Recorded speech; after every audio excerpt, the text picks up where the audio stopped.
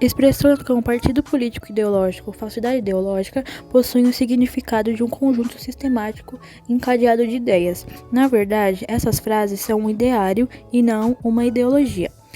Ideologia não é um ideário qualquer ou qualquer conjunto encadeado de ideias. Ideologia é um ideário histórico, social e político que oculta a realidade e serve para manter a exploração econômica, a desigualdade e a dominação política.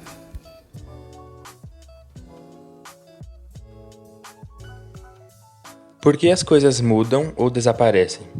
Quais as causas do aparecimento, da permanência, da mudança ou do desaparecimento das coisas? Para Aristóteles, só existe o conhecimento da realidade quando há conhecimento da causa.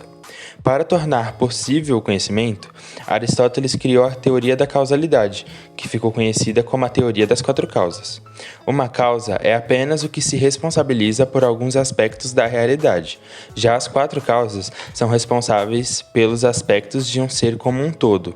São elas: causa material, que se responsabiliza pela matéria de uma coisa; causa formal, responsável pela essência de um ser; causa motriz ou eficiente, é a causa responsável pela presença de uma forma em uma matéria; e a causa final, responsável pelo motivo e pelo sentido da existência da coisa.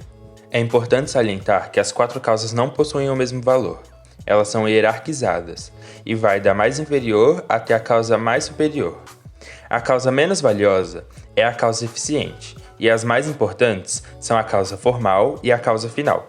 A causa material e a eficiente são causas externas, e a formal e final são internas. Com isso, nós podemos deduzir que as causas externas são menos importantes que as causas internas.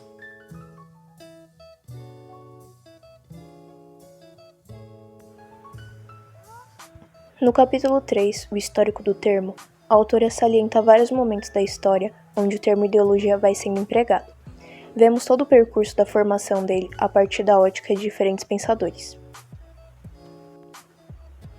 A primeira menção do termo é datada do ano de 1801 na França, através do livro Elementos da Ideologia, do filósofo Destutt de Tracy. Este, juntamente com Barão de Girardot, Conde Vulny e o médico Cabani, desejava formular uma ciência onde ideias são fenômenos naturais do ser, que servem para expressar a relação entre o homem como ser vivo e o meio ambiente. Para isso, então, é criada a teoria das faculdades sensíveis, responsáveis pela criação dessas ideias. Conhecidos como ideólogos franceses, eles acreditavam que a motivação das ações e pensamentos humanos existia puramente por causas materiais.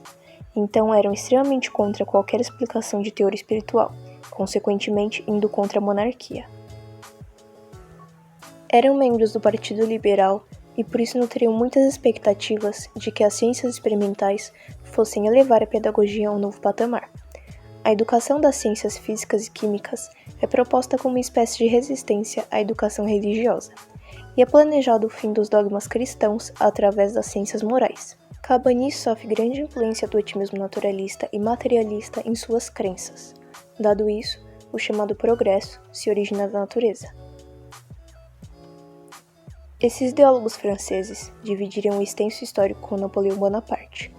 A princípio forma-se uma relação positiva de aliança, com estes permanecendo ao seu lado graças à crença de restauração dos ideais da Revolução Francesa através de Bonaparte. Crença esta que cai por terra com a reestruturação da monarquia. Então, inicia-se a relação de inimizade entre ambos, com os ideólogos partindo para a oposição. É aqui que nasce a ideia pejorativa para a ideologia, quando em 1812 Napoleão declara a ideologia como culpada pelo infortúnio derramado sobre a França. Mais tarde, o termo é novamente utilizado por Auguste Comte, que separa o vocábulo em dois significados distintos. Um deles preservaria o conceito empregado pelos ideólogos franceses, já o outro relata o conjunto de ideias teóricas do pensador de determinada época. Comte desenvolve a teoria de transformação do espírito humano em 3 fases: a teológica, onde a realidade é explicada por feitos divinos; a metafísica, onde explica-se a realidade por meio de concepções abstratas; e, por fim, a científica, na qual aplica o conceito ciência em prol do entendimento da realidade como tal. Nesse ponto, ideologia torna-se um sinônimo de teoria, e através dessa definição, a ideologia é fabricada por sábios, pela recolha de opiniões, coordenação delas e reparação de elementos religiosos. Daqui em diante, independente da forma adquirida pela ideologia, ela, enquanto teoria, passa a exercer funções de comando diante dos homens e suas ações. O propósito do saber científico como teoria é exatamente a previsão científica dos acontecimentos, buscando, através de regras e normas, o controle da realidade natural e social. Na próxima vez que o termo é citado, tem-se Emily Durkheim em seu livro As Regras do Método Sociológico.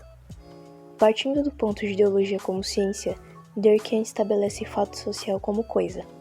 Dessa forma, na condição de estipular uma sociologia científica, o fato social é privado do subjetivo, ou melhor dizendo, sujeito e objeto do conhecimento são separados em prol da objetividade. Assim, temos a ideologia de Durkheim, que se designa como todo conhecimento social não encaixado nos padrões de sua objetividade. Para o sociólogo dito cientista, o ideológico não passa de um resto de ideias antigas. Emily Durkheim as vê como noções vulgares. Já os sociólogos não cientistas assumiram uma postura ideológica, primeiro porque revela proximidade com a sociedade estudada, segundo porque a ciência segue das ideias aos fatos, quando se deve ir dos fatos às ideias, e terceiro porque o cientista utiliza palavras vazias para substituir os fatos verdadeiros que deveria observar.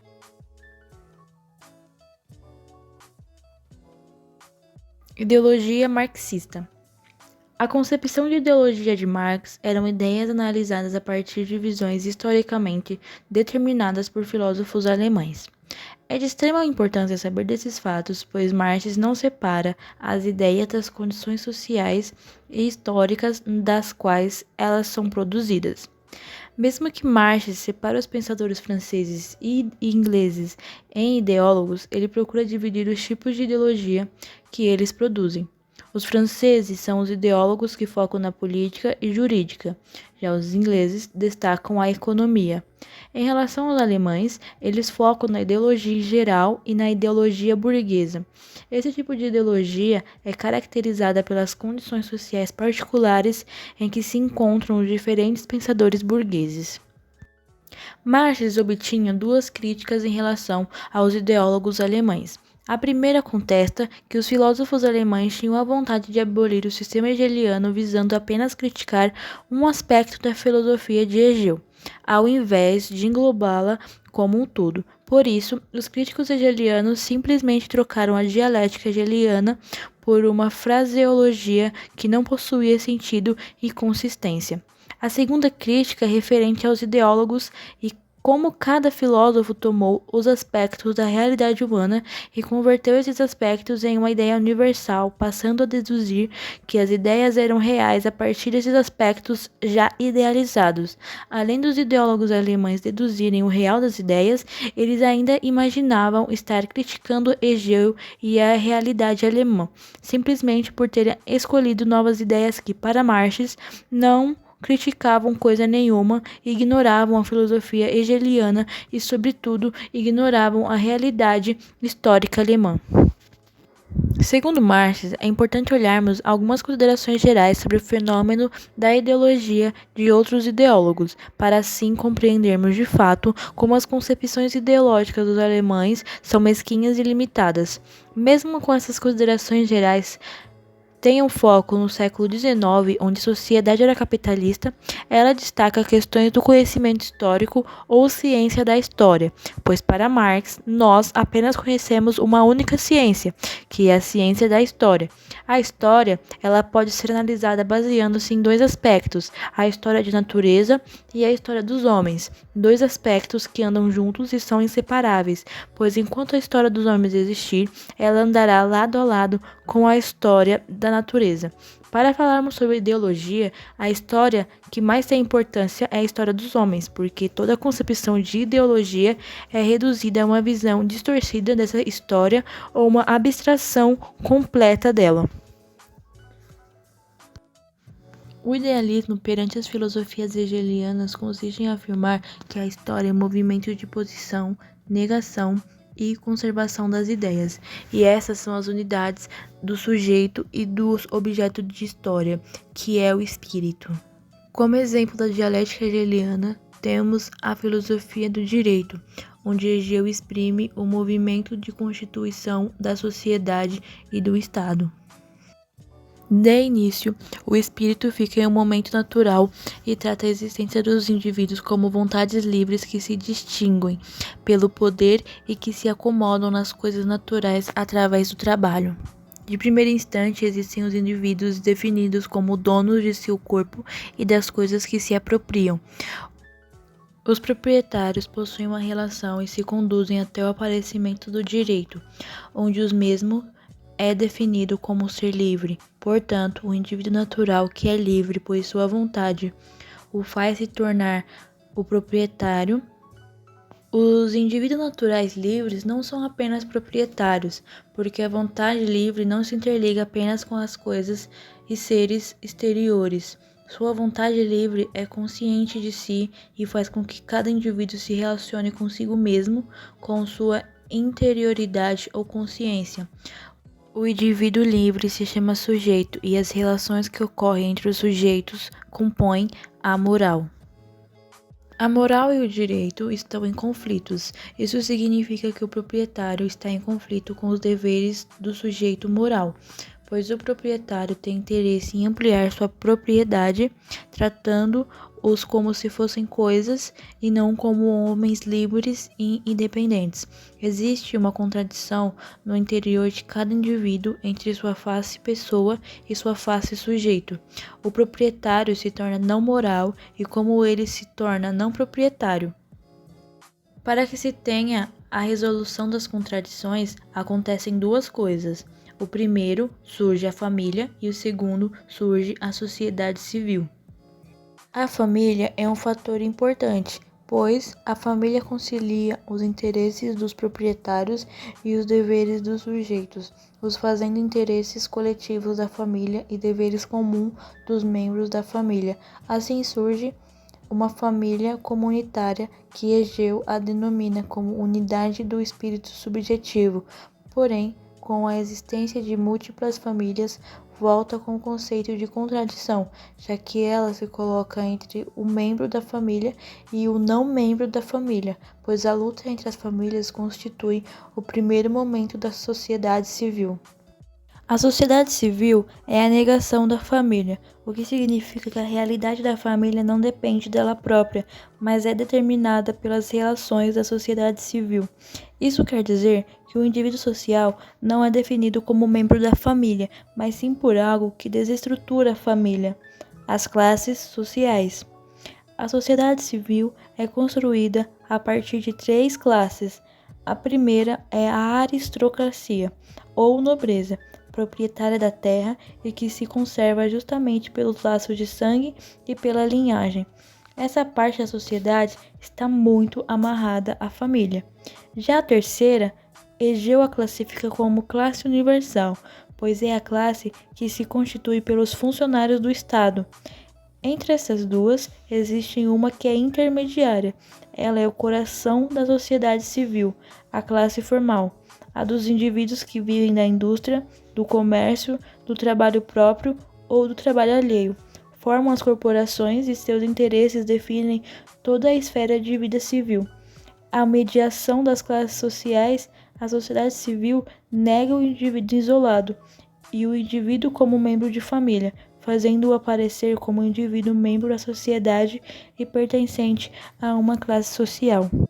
A unidade ou síntese do proprietário, do sujeito e do membro da família chame-se agora o cidadão. Ora, entre os cidadãos existem conflitos e se reabre a contradição. Agora, a contradição se estabelece entre os interesses de cada classe social e os das outras, e entre os interesses dos próprios membros de uma classe social. Ou seja, ressurge de modo novo a contradição entre o privado e o público. A resolução dessa contradição é feita pelo Estado. O Estado contribui à unidade final.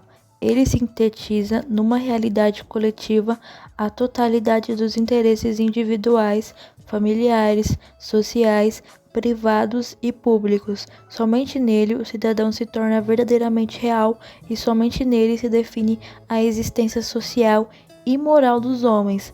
O Estado é o espírito objetivo, é uma comunidade, mas difere da comunidade familiar e da comunidade das classes sociais, porque não possui nenhum interesse particular, mas apenas os interesses comuns e gerais de todos.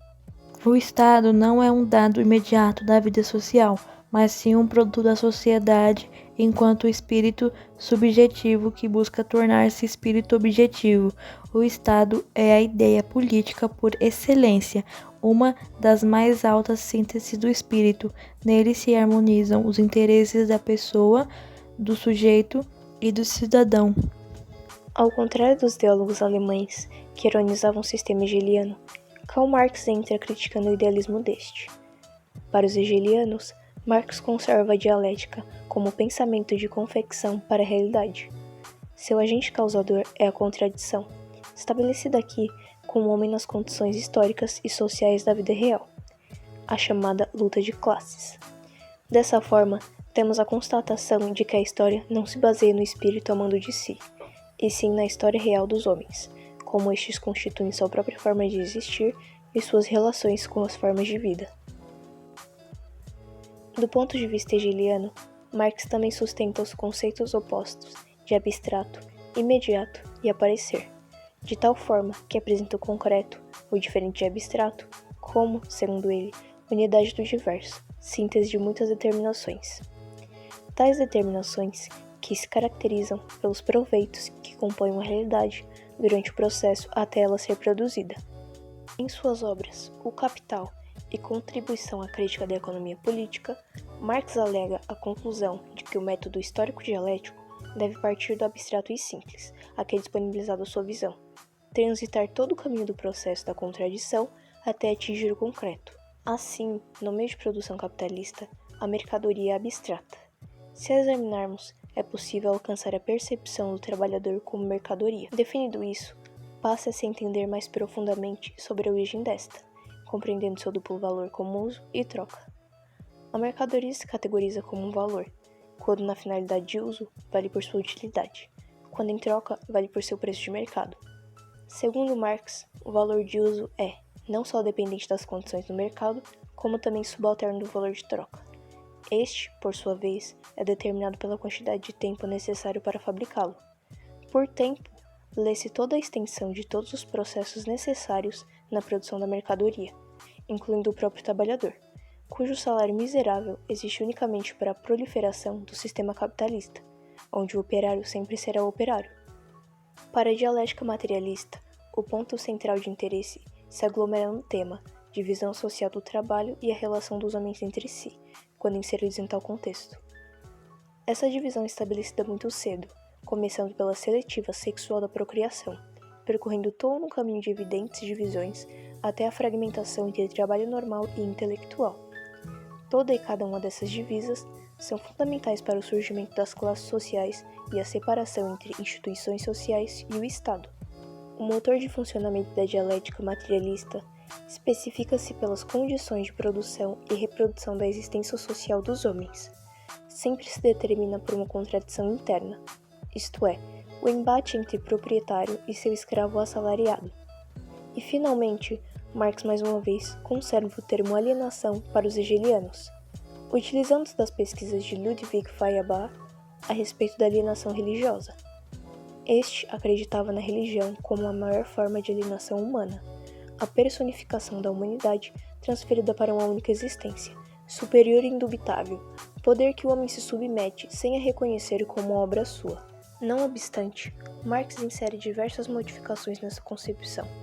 Ele vai dizer que a alienação suprema é a do homem consigo mesmo, a alienação do trabalho, aquela em que o produtor da obra não reconhece nem identifica o seu próprio produto, pois todo o valor incumbido a este pertence ao proprietário do serviço.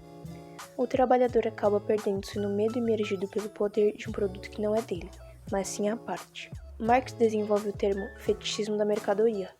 tal qual descreve a alienação do capitalismo. A mercadoria concentra-se no trabalho social concentrado e não pago, mas o trabalhador e todo indivíduo inserido no sistema capitalista não sabe disso, perpetuando o pensamento de mercadoria como coisa pertencente aos valores de uso e troca. Dessa forma, a conexão da mercadoria fruto de relações sociais como relação de produto desaparece, dando lugar ao sistema de compra e consumo de coisas. O capital enquanto mercadoria inicia a inter-relação destas. As coisas-mercadorias passam a agir com a autonomia de um indivíduo social, enquanto os homens mercadoria viram coisas. Estas são as etapas do fetichismo dito por Marx, a mercadoria como fetiche da humanidade e, por fim, a dominação sobre ela. No modelo de produção capitalista, o homem real converte-se na denominada coisa, e, por sua vez, o produto vira sujeito real. Em consequência disso, o trabalhador vende sua força de trabalho reinaugurada como produto e recebe a coisa salário. Tal sistema é estabelecido sobre todos, mortificando a imagem de ser humano. Por outro lado, os produtos e suas relações sociais são humanizadas. A era da subordinação dos homens às coisas se inicia. A identificação de aparecer com o ser social do capitalismo, demonstrada por Marx, é exatamente a inversão da coisa como social e do social como coisa. É a realidade capitalista. Ambos, Marx e Engels, configuram a aparição de ideologia como sendo consequência da separação entre trabalho manual e intelectual, provido pela divisão do trabalho. Dessa forma, as ideias ganham autonomia em relação à realidade, culminando posteriormente no privilégio exercido por estas sobre o real. A divisão social do trabalho é a declaração de algo imprescindível na existência histórica, a presença de diversas formas da propriedade, o que ocasiona na desigualdade da distribuição do produto de trabalho. A propriedade se inicializa como tribal, e sua estrutura social é a de uma família ampla e hierarquizada. A segunda forma da propriedade é privada, coletiva dos cidadãos ativos do Estado, e a estrutura da sociedade é constituída pela divisão entre senhores e escravos. Isso permite os senhores de se distanciarem da terra e dos ofícios. Estes ficam a postos dos escravos. Também leva os senhores a viverem nas cidades, estabelecendo a separação entre cidade e campo, da qual sairão lutas sociais e políticas. A terceira forma é a feudal, e apresenta-se como propriedade privada e dos instrumentos de trabalho, pelos artesãos livres ou oficiais de corporações. A estrutura social estabelece uma relação onde proprietários são a nobreza feudal livre dos burgos, e os trabalhadores são os servos da terra enfeudada. No meio disso, existe a figura social intermediária do comerciante. As transformações dessa estrutura social acabam por dar origem à forma da propriedade privada capitalista. Neste instante, a divisão social do trabalho conquista seu ápice. De um lado, temos os proprietários privados do capital, e do outro, a massa dos trabalhadores necessitados, que dispõem exclusivamente de sua força de trabalho, vendendo como mercadoria ao proprietário do capital. Na obra Fundamentos para a Contribuição à Crítica da Economia Política, as formas da propriedade e da divisão são elucidadas de forma bastante detalhada.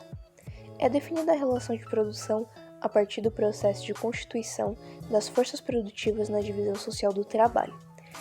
Trata-se de uma forma social criada por meio de ações econômicas e políticas dos agentes sociais. Com o desenvolvimento da divisão social do trabalho, cada indivíduo passa a ter uma atividade específica de acordo com a sua classe social e com as suas relações sociais, e ele não pode fugir da atividade que lhe foi imposta. Assim, a consciência é basicamente a alienação, pois as pessoas não conseguem entender que elas são as produtoras da sociedade, criadoras da religião e etc. Elas acreditam que exista algo ou alguém que comanda tudo e que defina toda a sua vida, e que por causa desse outro ser, a vida delas são do jeito que são. Dessa forma, elas se submetem a esse ser que elas mesmas inventaram, e não compreendem que ele não existe de verdade, e que é tudo uma forma de se eximir das suas responsabilidades. Só por causa disso a ideologia será possível. As ideias são entendidas como anteriores à praxis, como se elas fossem maiores que ela. A divisão social do trabalho só vai se completar quando o trabalho material e o espiritual se separam. E quando isso acontecer, a consciência vai poder ser diferente da consciência da praxis e representar algo de verdade. No momento em que isso ocorre, nasce a ideologia, um sistema que é ordenado e organizado por ideias, normas e regras independentes das condições materiais, já que seus produtores estão separados da produção material das condições de existência. As ideias não aparecem como produto dos pensamentos dos homens, e sim como entidades que foram descobertas por eles. Elas podem parecer entrar em contradição com o mundo, mas a culpa não é das ideias em si, e sim do mundo real que é contraditório por si só. Entretanto, como essas contradições ficam ocultas, dá a entender que a contradição ocorre entre as ideias e o mundo real. Um exemplo. A ideologia burguesa afirma que a educação é um direito de todos, porém sabemos que na prática isso é diferente. Na verdade, isso acaba mostrando uma outra contradição implícita em tudo isso, a contradição entre os que produzem a riqueza material e cultural e quem realmente usufrui dela, ou seja, ela exprime uma contradição entre a classe operária e a classe burguesa. Marx considera que os três aspectos que são condições para que haja história podem entrar em contradição como resultado da divisão social do trabalho material, porque agora o trabalho e o consumo aparecem como são de verdade, existindo e sendo possíveis a tipos de indivíduos diferentes. Assim como da divisão entre trabalho material e intelectual, uma suposição da autonomia das ideias é criada, como se elas possuíssem uma realidade própria sem os homens. Assim também da separação entre os homens em classes sociais particulares, com interesses particulares contraditórios, nasce a ideia de um interesse comum que acaba se materializando numa instituição intitulada Estado. O Estado aqui aparece como a realização de um desejo e do interesse comum, porém, ela é formada em sua maioria pelas classes mais altas e poderosas da sociedade, o que significa que a maior parte dos interesses que serão atendidos e supridos pelo Estado são das classes mais altas. Então, eles acabam mascarando esses interesses e fazendo com que pareça que eles são interesses comuns, mesmo não sendo. O Estado não é um poder distinto da sociedade, que a ordena para suprir os desejos e necessidades de todos. Ele é a preservação dos interesses particulares das classes dominantes na sociedade. Ele exprime na política as relações de exploração que já existem no âmbito econômico. O Estado é um corpo ilusório. Isso não significa que ele seja fictício, e sim que ele aparece como comunidade, pois é percebido dessa forma pela sociedade. O Estado é uma expressão política da sociedade dividida em classes. Ele não é a superação de todas as contradições já ditas, e sim a manifestação e representação do poder que uma parte da sociedade possui sobre as outras partes. Porém, tudo isso não pode ficar muito visível. O Estado não pode parecer que pertence e é comandado por um grupo. Ele tem que parecer justo, e por isso existem as leis e o Código Civil. A divisão da sociedade que separa proprietários e não proprietários, exploradores e explorados, intelectuais e trabalhadores, capitalista e proletariado, não será superada e destituída pela teoria, visto que não foi implementada por ela e sim pela prática. Assim, a transformação histórica capaz de superar essas divisões sociais e as contradições existentes nela depende de pressupostos práticos e não teóricos. Esses pressupostos práticos são: 1. O aparecimento da massa da humanidade completamente desprovida de propriedade e em contradição com o mundo cultural e rico, que foi produzido anteriormente por essa mesma massa de pessoas, que se encontra alienada a tudo aquilo que ela mesma criou. Para Karl Marx, é fundamental que exista o total desenvolvimento das forças capitalistas, porque sem essa força, a massa da revolução teria que recomeçar todo esse processo histórico, do ponto de partida de carência e da luta pela sobrevivência material, sendo obrigada a refazer as divisões e contradições que ela visa superar e derrubar. 2. Que a divisão entre os indivíduos proprietários privados das condições de produção, os capitalistas, e a massa alienada seja uma manifestação mundial, para que, quando a massa alienada de um país decidir iniciar sua revolução, ela seja acompanhada por todas as massas destituídas do planeta Terra. Então, basicamente, o capitalismo como mercado mundial é o pressuposto prático do comunismo como uma sociedade, onde as pessoas terão a autonomia e o controle dos poderes que antes pareciam dominá-las, a natureza, o mercado e o Estado. Os indivíduos que foram explorados anteriormente acabam por entender que esses poderes foram produzidos e criados pela prática social, e que por terem sido criados pela atividade histórica de homens em condições determinadas, também podem ser destruídas pela prática social dos homens em condições determinadas. Ou seja, da mesma forma que foram criados pela prática social, eles também podem ser destruídos por ela. Se as condições materiais da revolução não existirem, a ideia de revolução se torna completamente inútil, mas sem a compreensão intelectual dessas condições materiais, a revolução se torna apenas algo desejado e inalcançável, e nunca será realmente realizada. Há uma divisão entre a classe dominante e a classe média, constituídas pelos ideólogos e divididas em pensadores ou intelectuais. A ideia expressa é de que a classe dominante abandone a visão que tem sobre si mesma e sobre a sociedade, dividindo-se mais uma vez as duas classes em pensadores e não pensadores.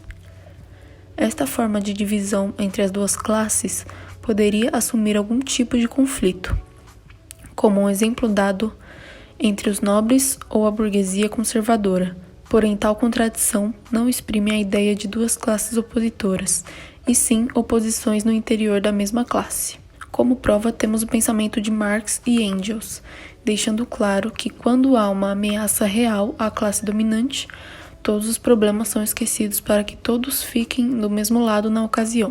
Contudo, é mostrado que os intelectuais poderiam se colocar contra a burguesia e ficar ao lado dos trabalhadores, se os mesmos, sabendo de toda a exploração econômica e dominação política, decidirem acabar com o poder dessa burguesia, deixando claro que possivelmente os intelectuais progressistas, sem saber, passem para o lado da burguesia. A ideologia nacional que os intelectuais acreditavam servir aos trabalhadores, na verdade se aplicava à classe dominante, e isso ocorre quando os intelectuais interiorizavam as ideias dominantes ao ponto de não saberem mais o que estavam pensando. Do ponto de vista dos trabalhadores, se aceitava tal ideologia porque se interiorizava a divisão social do trabalho, fazendo com que eles acreditem que não sabem pensar por si só e que devem acreditar em quem pensa, virando então vítimas das ideias dominantes. A classe dominante, por sua vez, obtém total controle dessas ideologias perante a sociedade, por meio de escolas, igrejas, famílias e entre outros exemplos utilizados que estão diretamente ligados ao poder de influenciar as pessoas diretamente e indiretamente. Como o pensamento de Marx expressava no texto, não poderíamos simplesmente separarmos as ideias de classe dominante da própria classe e interpretá-las como independentes, nos limitando a dizer qual ideia dominou em certo período, sem se preocupar com os resultados e produtos dessas ideias causados na sociedade. No meio capitalista, o que predomina é a compra e venda da força e mão de obra no mercado de trabalho, separando as duas partes de assalariados e proprietários, com um contrato de trabalho, onde a ideia de liberdade fosse guiada entre as duas partes. Porém, essa ideia é gerada entre relações políticas, sociais e econômicas, mostrando uma ideia falsa de igualdade e liberdade, já que essas duas partes não são iguais. Marx e Engels nos mostram uma visão de histórico real, onde as classes deveriam, por sua vez, formular interesses de um modo sistemático que sirva de interesse em toda a sociedade e entre todas as pessoas, derrubando a classe dominante existente em determinado período da história. Um exemplo utilizado foi o da burguesia, que, utilizando uma metodologia de igualdade e liberdade entre os homens, se aliaria à sociedade feudal, suprimidos pelo poder da nobreza, onde a ideologia praticada era servidão e desigualdade. Para que uma classe domine o poder de outra classe, que está em domínio na sociedade, é preciso fazer com que suas ideias se tornem universalizadas entre o maior número de pessoas possíveis. Ideias que aparentem justiça e igualdade, fazendo dessas ideias as únicas válidas para os membros de determinada sociedade. A nova classe precisa se mostrar como representante de todos, defendendo cada um de seus interesses, ofuscando o poder e influência da classe dominante. Porém, quando essa vitória é alcançada, tornando a classe ascendente como uma classe dominante, seus interesses passam a ser particulares, interesses da própria classe. No entanto, esses interesses precisam se manter como universais, para a classe em questão continuar a exercer seu poder e influências perante a sociedade. As principais determinações que consistem o fenômeno da ideologia. 1. Ela é o resultado da separação social entre o trabalho e entre o trabalho manual e trabalho espiritual ou intelectual. 2. Esta divisão nos mostra a autonomia que o trabalho intelectual tem frente ao trabalho material e manual.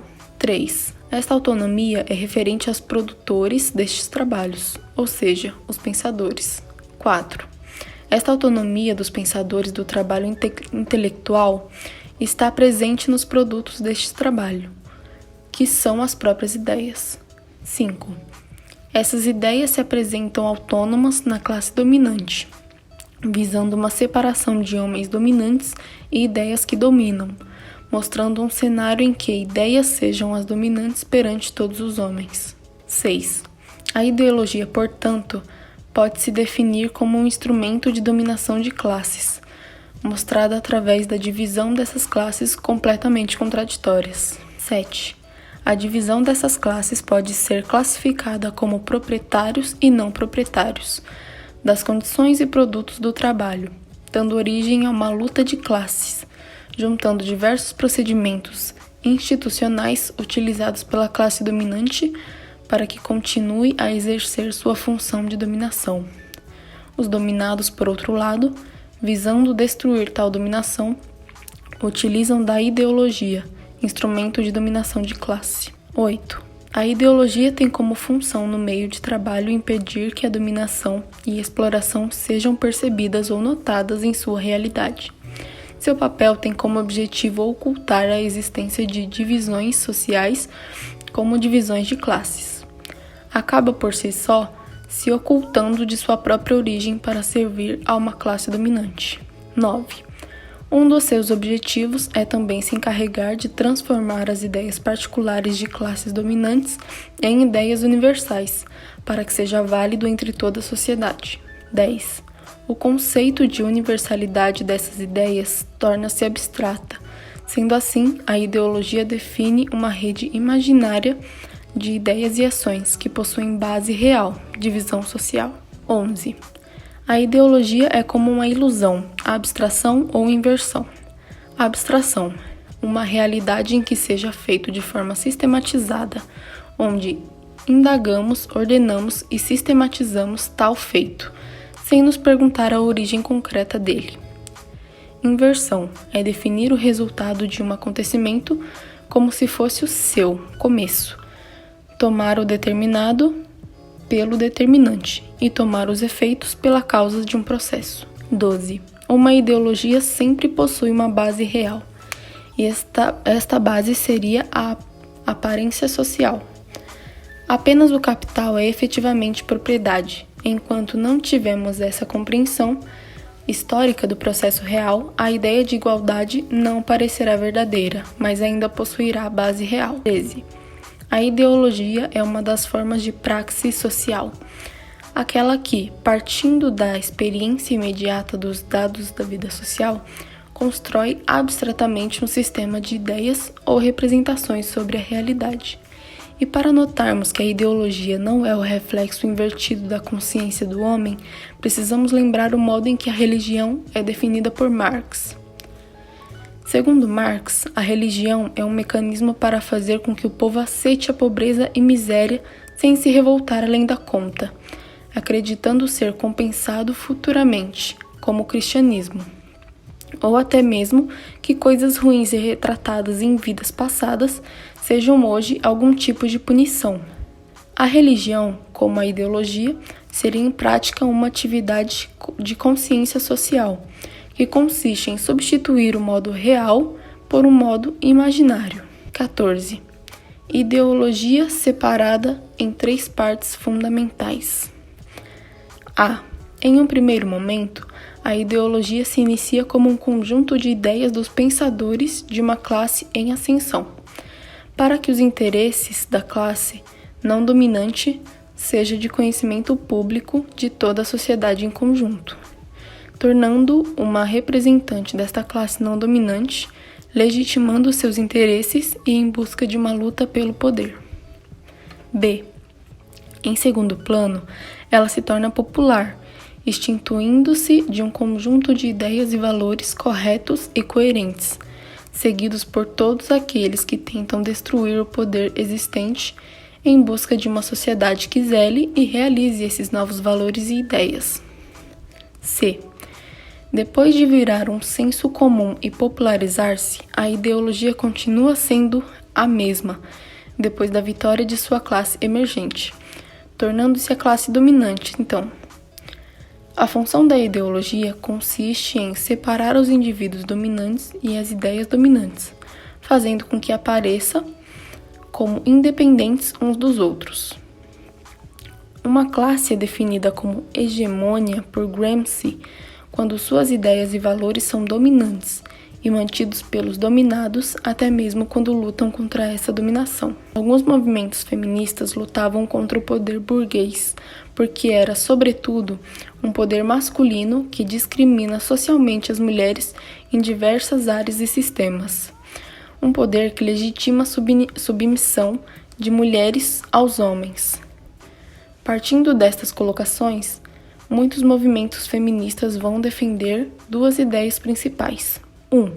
De que mulheres não devem se sujeitar a papéis sociais, porém devem lutar por igualdade no ambiente de trabalho. 2.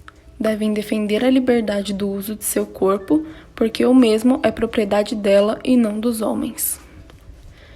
Podemos observar em tais movimentos a defesa por igualdade no mercado de trabalho e liberdade ao uso de seu próprio corpo, visto que o mesmo é propriedade privada apenas da mulher, afirmando que tal direito define a mulher como pessoa autônoma.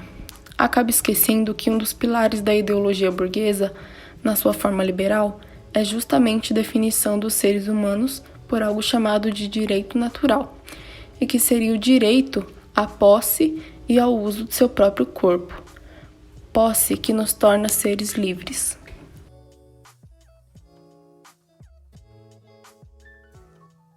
O Fordismo seria o controle da empresa desde a matéria-prima ao comércio do produto, e a organização seria a nova prática das organizações sociais, onde organizar é administrar, é estabelecer uma rígida hierarquia na empresa e é afirmar que a organização possui lógica própria e funciona por si só, sem depender das vontades dos outros membros.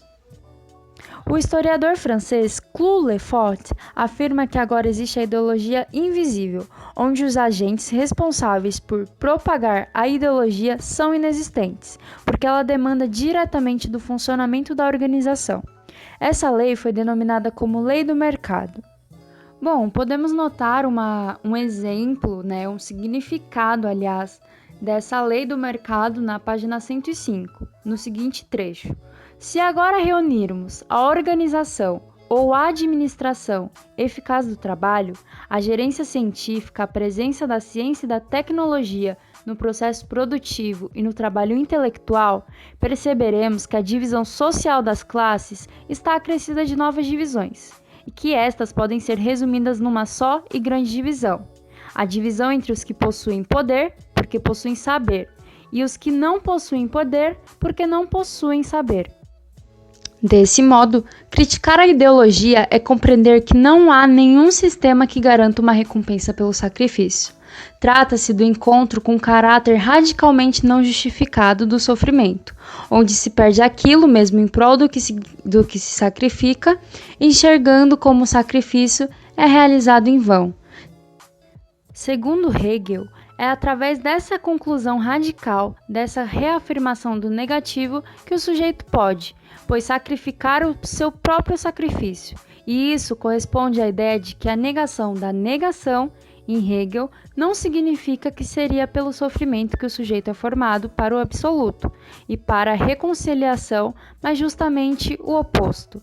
Negando a negação, o sujeito descobre que seu sacrifício não valerá nada, que não há nenhuma reconciliação, esperando no fim da história como prêmio pela negatividade presente.